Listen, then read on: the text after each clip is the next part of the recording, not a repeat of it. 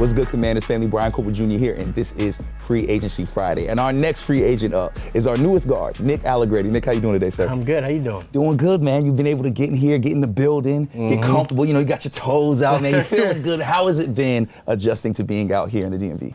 It's been good. It's been good. It's been a hot start. You know, season didn't end too long ago, and then new head coach, so we're starting up April 2nd. So it was a quick adjustment, but it's been good so far. A lot of energy.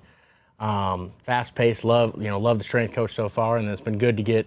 It's only an hour a day, but getting in the classroom a little bit is good, just to get a taste of football so far. That's really cool, man. 'Cause this is really like your first time getting to do something like this, right? You spent your whole career, the last 5 seasons, out in Kansas City. What makes somebody say, you know what, I want to come to a new team, come to the DMV, and compete for a starting role out here? Yeah, I'll say the biggest thing is the ability to have a leadership role. Not that, I couldn't lead in Kansas City. I did the best I could there, but there was so much leadership there. You have all these guys that, Chris Jones, Travis, Pat, that they got drafted to Kansas City. All they know is Kansas City. They've been winning their entire career. So there's so much leadership in that building. Plus you add in, the coordinators, Coach Reed. There wasn't a need for it. And I wanted to go find a place where I can lead as an offensive lineman. Because, I love that. It's my favorite part about offensive line. We get to lead from a rough position on the field. It's not the prettiest position. It's not the most fun position for some guys. I love it, but it's a unique position, and I think leadership is probably the biggest way you can affect a team quickly. It's really interesting you say that because, of course, we have a very young offensive line. They're going to need that leadership, but not everybody wants to be a leader, right? Some people shy away from those leadership roles. What about being a leader makes you say, you know what, I need to step into that role. This is what I need to do moving forward in my career? I think it's kind of, I'm not the, you can pull up all my pro day results. I'm not the fastest, not the strongest guy. That's never really been who I am. Work ethic is kind of the thing that's gotten me here. For sure. And then, my leadership skills. So, the intangibles that I have are those two, using my intelligence, using my work ethic, and then being able to lead. So that's how I've enjoyed football. I'm not the guy that's, stopping a bull rush at the line of scrimmage because I bench 500 pounds or anything like that. But I can teach people, how I've worked to get here. I can show people, how I've studied to get here. And I think that, it's been beneficial in my career, knowing how, I've done it. And we've got some of these guys that are physically, they're more talented than me in this offensive line room. And I can't wait to show them what I've learned over my 5 years and help them, from a educational aspect, a leadership aspect, work ethic aspect. I'm fired up for that.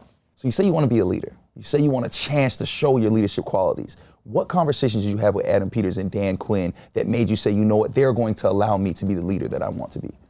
Yeah, I knew that, this was going to be a newer team this year. We had a lot of cap space. We had the ability to go out and sign a lot of free agents.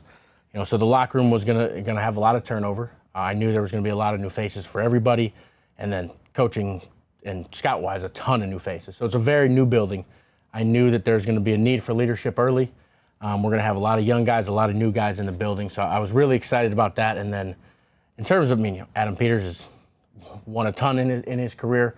Obviously been with San Fran, did an incredible job there. And then Dan Quinn's done an incredible job in his career. Won at pretty much every place he's been. They did a great job at Dallas. Was a terror to play as a DC there. Going back to the Seattle days was awesome. And then I had the chance to speak to a couple of his former players that played offensive linemen for him, and they had nothing but great things to say. High energy, really, the atmosphere that he builds around the team it's relaxed, but you're here for a job, but you don't have to be tight all day. You're not nervous walking around the building, stepping on eggshells. You get to, show your personality, show who you are, which I love. So it was a good fit, and I'm fired up to get this thing going. I think it's so interesting you listed out Adam Peters' resume and Dan Quinn's resume. When we look at you, your resume shows a part of 3 Super Bowl championships. Now, our head coach Dan Quinn has said he wants to bring a championship culture here to DC. How can you take what you've got from Kansas City, bring that here, and help instill a culture here? Yeah, I think that the biggest thing from Kansas City is that in this day and age in football, a lot of guys don't want to work. There's this thing around, I understand all the, people want to get paid the most they can get paid for the least amount of work. I get that, but being in that Kansas City culture for 5 years, the best practice players on our team were our best players. Wow. Pat hated having a bad practice. Travis hated running the wrong route or messing up a route, because it doesn't mess it up for you. It messes up for the whole 11. So it's the accountability that I saw out of those guys that are already Hall of Famers at this point in their career was incredible. And I think that, the desire to get better at practice, not just to go out there and practice. Game day is important, obviously. You got to go out and do everything you can to win, but 6 days of the week, we're not playing a game. You have the opportunity to go study film, get in the rehab room, get in the treatment room, whatever you got to do, and then practice, I think, is huge, and really caring about what we do on that field. We're not going to be out there long, as Coach Quinn said. It's going to be efficient. We'll be able to get there, get our work done, but really taking the accountability on yourself to get yourself better, get the guy next to you better, and as a whole, that makes us all better. And I don't think there's a better person to help lead a young group other than somebody like you. You're a 7th-round pick. You're now going into your 6th season in the NFL. Nothing is promised when you're a 7th-round pick. You are not guaranteed to ever make that NFL field, but you did. We have a draft coming up. There are going to be some late guys drafted, whether it's for us or for other teams. If they're watching you right now, what advice would you give these late round guys to stick it through and finish out their dream? Don't be the loudest guy in the locker room day one. It's tough. It's a really tough environment to come into. It's intimidating. You got 60, 70 guys when you get there as a rookie that are already, everyone's a vet. You have no clue. A guy could be in year 2 or year 12. You don't know. This guy's been in an NFL locker room longer than you, and it's intimidating. So get there, feel out the locker room, but don't feel it out on the field. When you get on the field, you get into the weight room. That's where you stick out. You don't have to stick out by being the loudest guy on social media or in the locker room playing all the games or music, whatever. Have your personality be that, but stick out on the field. If you're a receiver, you're gonna go make your catches, but you can stick out blocking. Just anything extra that you can do to stick out when you're working out, when you're on the field at practice, it's going to be huge. I mean, like you said, I didn't think if I would have made it 1 year on the practice squad when I was a 7th-round pick, I would have been ecstatic. Wow. I had no clue what the league had in store for me. And to be going into my 6th year, I mean, it's hard to believe. It truly is. But I just outwork everyone that you can. That's it. If you do that, you're going to put yourself in a good spot. Man, what a blessing 6 years is. And let me tell you, brother, you worked for it. You earned it, man. You belong to be here. And before we let you go, we like to have the fans, who are very, very excited about having you, by the way, we want them to ask you a question. Okay. So if you're okay, I'm going to read you a fan question. And this is from Isaac Farabee. Okay. And he wants to know, what can you help bring a young quarterback in terms of development?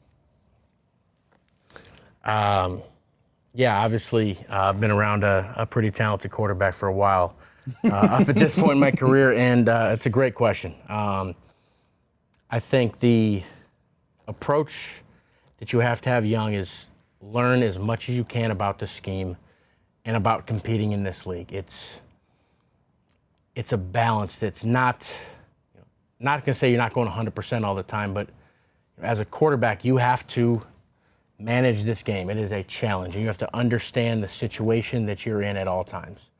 Situational football, I think, is probably the biggest difference between the good teams and the great teams and the elite teams. Understanding every single situation in that game, winning, losing, 2-minute, 4-minute, overtime, everything that you have to understand as the quarterback, you got to know that.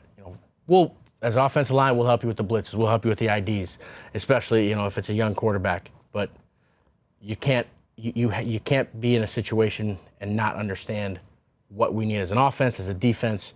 You got to be the most dialed-in player on the team as the quarterback, and I think that's probably. It's the quarterback's job. Yeah, man. Well, I have no doubt that you and the new members of our offensive line will help any quarterback be successful here. Nick, thank you so much for your time, man. We can't wait to see what you do here in year 6. Thank you for trusting us, for being out here, man, and being in the DMV. And we can't wait to see what y'all do this season. Absolutely. Appreciate you. Appreciate your time, brother. Thank you. Commanders family, remember to leave those questions in the comments. We'll be having a new free agent for you every Friday if we can. So make sure you leave those comments. Great question there, Isaac. And until next time, this is Free Agency Friday.